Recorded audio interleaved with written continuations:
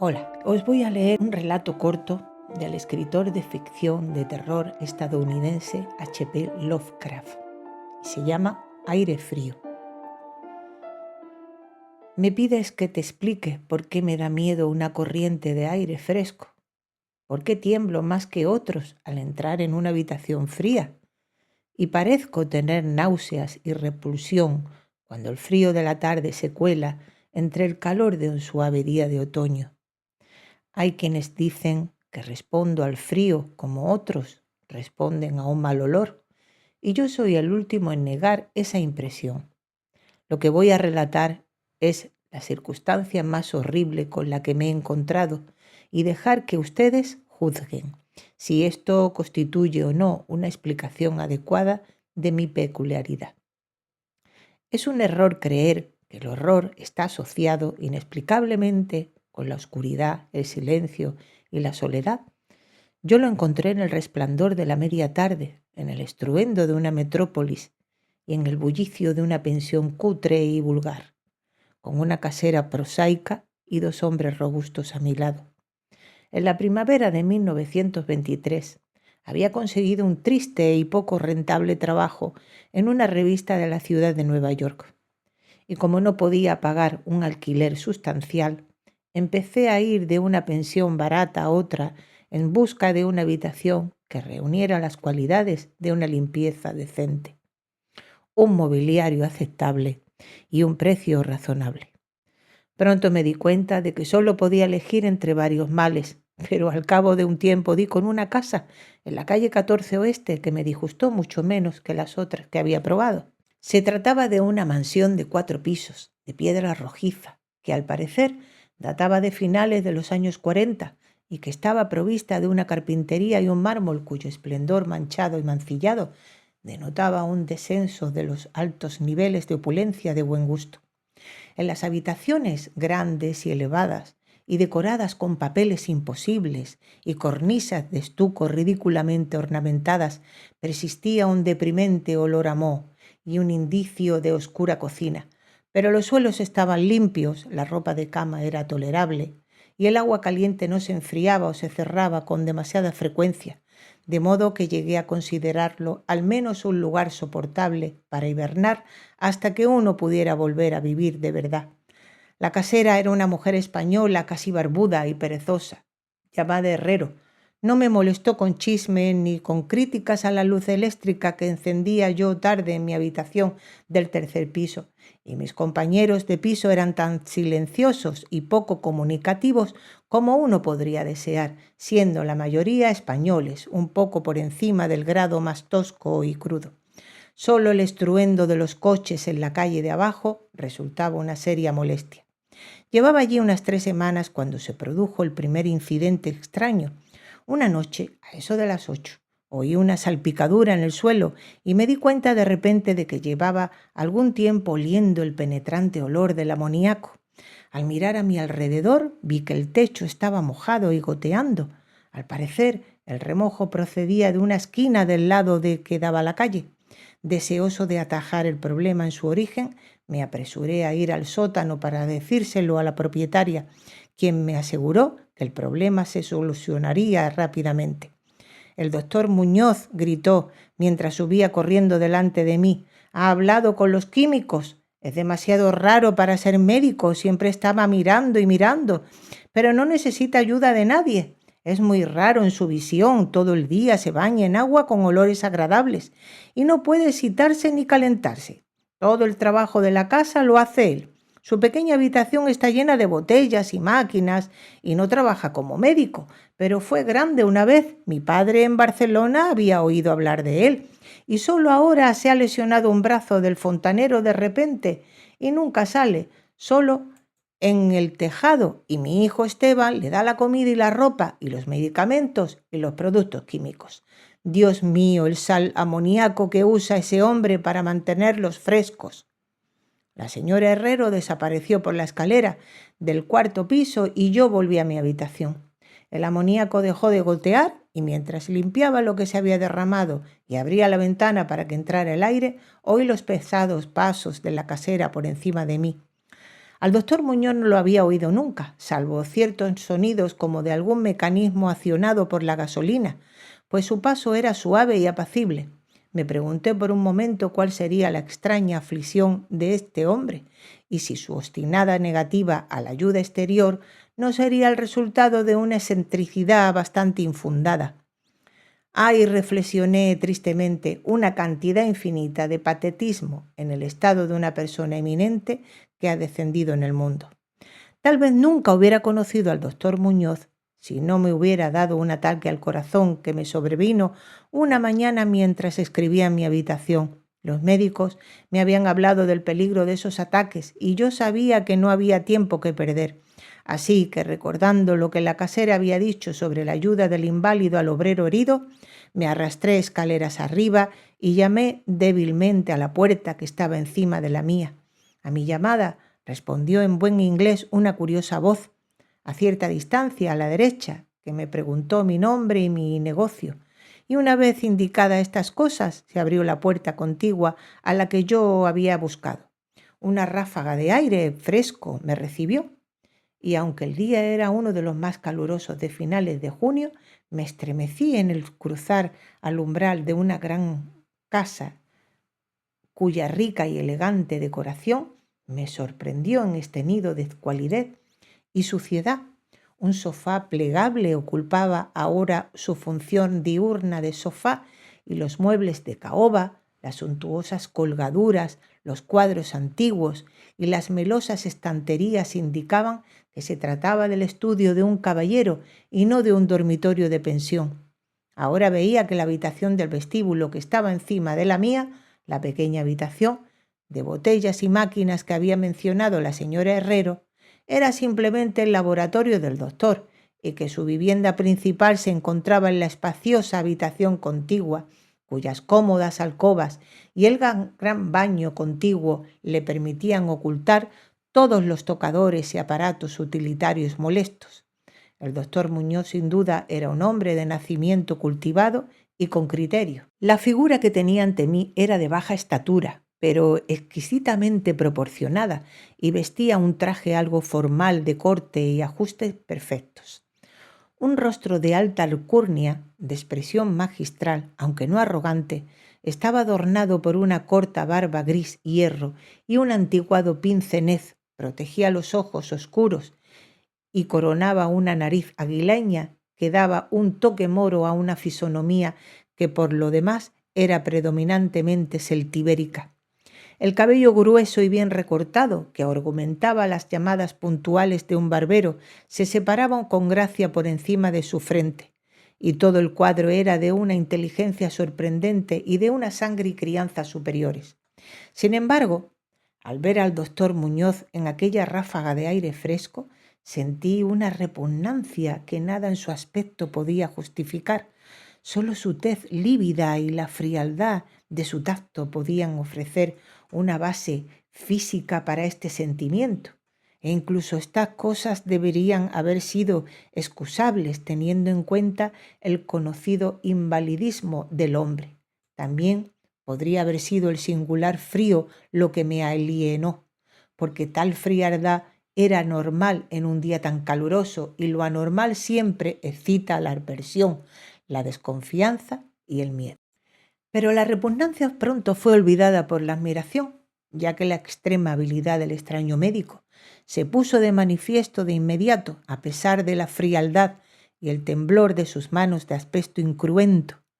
Comprendió claramente mis necesidades de un vistazo y las atendió con la destreza de un maestro, mientras me aseguraba con una voz finamente modulada, aunque extrañamente hueca y sin timbre, que era el más acérrimo de los enemigos jurados de la muerte, y que había hundido su fortuna y perdido a todos sus amigos en una vida de extraños experimentos dedicados a su desconcierto y extirpación. Algo de fanático benévolo parecía residir en él, y divagaba casi garramente mientras sonaba mi pecho, y mezclaba una dosis adecuada de drogas traída de la sala de laboratorio más pequeña. Evidentemente, la sociedad de un hombre de buena cuna era para él una rara novedad, en este sucio entorno y se sintió movido a hablar de forma desacostumbrada cuando los recuerdos de días mejores surgieron en él. Su voz, si bien extraña, era al menos tranquilizadora y ni siquiera pude percibir que respirara mientras las fluidas frases se desarrollaban urbanamente. Trataba de distraer mi mente de mi propia convulsión, hablando de sus teorías y experimentos. Y recuerdo que me consoló con mucho tacto sobre mi débil corazón, insistiendo en que la voluntad y la conciencia son más fuertes que la propia vida orgánica, de modo que si un cuerpo es originalmente sano y se conserva con cuidado, puede, mediante un aumento científico de estas cualidades, conservar una especie de animación nerviosa a pesar de las más graves deficiencias, defectos o incluso ausencias en el conjunto de órganos específicos. Podría, dijo medio en broma, enseñarme algún día a vivir o al menos a tener algún tipo de existencia consciente, sin ningún corazón. Por su parte, estaba quejado de una complicación de enfermedades que requerían un régimen muy exacto que incluía el frío constante. Cualquier aumento notable de la temperatura podía, si se prolongaba, afectarle fatalmente y la frigidez de su habitación, unos 55 o 56 grados Fahrenheit, se mantenía mediante un sistema de absorción de refrigeración por amoníaco, cuyo motor de gasolina había escuchado a menudo en mi propia habitación de abajo. Aliviado de mi convulsión, en un tiempo maravillosamente corto, dejé el estremecedor lugar como discípulo y devoto del talentoso recluso. Después de eso, le visité con frecuencia, escuchando mientras contaba sus investigaciones secretas y sus resultados casi espantosos, y temblando un poco cuando examinaba los volúmenes poco convencionales y asombrosamente antiguos de sus estantes. Al final, debo añadir, casi me curé de mi enfermedad para siempre, gracias a sus hábiles atenciones. Parece que no despreciaba los conjuros de los medievales, ya que creía que estas crípticas fórmulas contenían raros estímulos psicológicos que podrían tener efectos singulares en la sustancia de un sistema nervioso del que habían huido las pulsaciones orgánicas. Me conmovió su relato sobre el anciano doctor Torres de Valencia, que había compartido sus primeros experimentos y le había cuidado durante la gran enfermedad de 18 años antes, de la que procedían sus actuales trastornos. Apenas el venerable médico había salvado a su colega, él mismo sucumbió ante el sombrío enemigo que había combatido. Tal vez la tensión había sido demasiado grande, porque el doctor Muñoz dejó claro en voz baja, aunque no en detalle, que los métodos de curación habían sido de lo más extraordinarios, implicando escenas y procesos que no eran bien recibidos por los ancianos y conservadores galenos.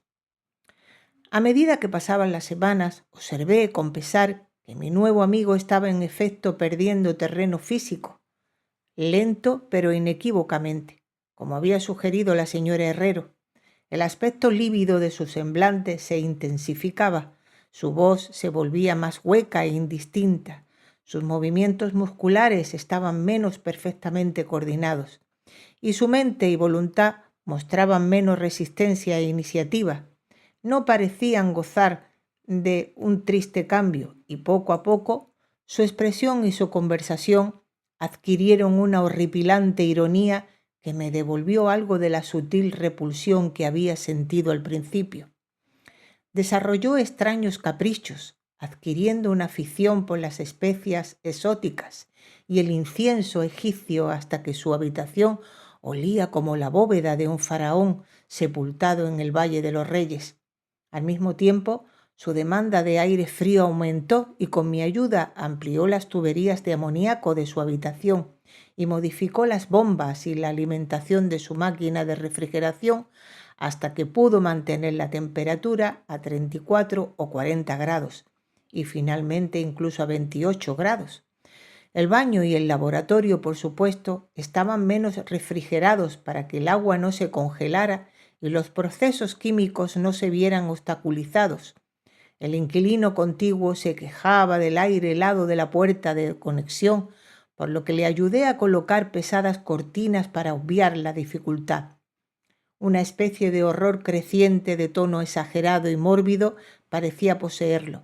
Hablaba incesantemente de la muerte, pero se reía sin ganas cuando se le sugerían suavemente cosas como el entierro o los arreglos funerarios. En conjunto, se convirtió en un compañero desconcertante y hasta espantoso. Sin embargo, en mi gratitud por su curación, no podía abandonarlo a los extraños que lo rodeaban y tuve el cuidado de limpiar el polvo de su habitación y atender sus necesidades todos los días, envuelto en un pesado chaleco que compré especialmente para ese fin. También me ocupaba de sus compras y me quedaba boquiabierto al ver algunos de los productos químicos que pedía a las farmacias y a los laboratorios. Una creciente e inexplicable atmósfera de pánico parecía surgir alrededor de su apartamento. Toda la casa, como ya he dicho, tenía un olor a rancio, pero el olor de su habitación era peor, y eso a pesar de todas las especias e inciensos y de los productos químicos punzantes, de los ahora incesantes baños que insistía en tomar sin ayuda. Percibí que debía estar relacionado con su dolencia y me estremecí cuando reflexioné sobre cuál podría ser esa dolencia. La señora Herrero se persignó al mirarlo y me lo entregó sin reservas. Ni siquiera dejó que su hijo Esteban siguiera haciéndole recados. Cuando le sugería a otros médicos, el enfermo montaba en cólera tanto como parecía atreverse a entretener. Evidentemente temía el efecto físico de la emoción violenta, pero su voluntad y su fuerza motriz crecían en lugar de disminuir y se negaba a ser confinado en su cama. La lasitud de sus primeros días de enfermedad dio paso a un retorno de su ardiente propósito, de modo que parecía estar a punto de lanzar un desafío al demonio de la muerte, incluso cuando ese antiguo enemigo se apoderaba de él. La pretensión de comer siempre curiosamente como una formalidad con él la abandonó virtualmente y solo el poder mental parecía impedirle el colapso total.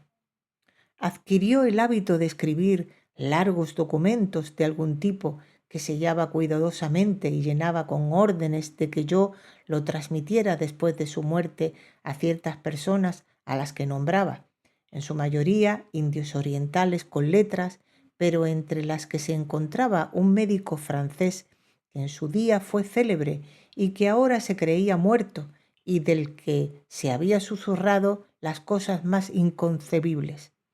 Sucedió que quemé todos estos papeles sin entregarlos ni abrirlos. Su aspecto y su voz se volvieron totalmente espantosos y su presencia casi insoportable. Un día de septiembre, una inesperada visión suya provocó un ataque epiléptico a un hombre que había venido a reparar su lámpara eléctrica de escritorio.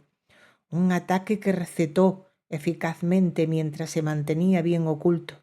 Aquel hombre, curiosamente, había pasado por los terrores de la Gran Guerra sin haber sufrido ningún susto tan profundo. Entonces, a mediados de octubre, el horror de los horrores llegó con una rapidez pasmosa.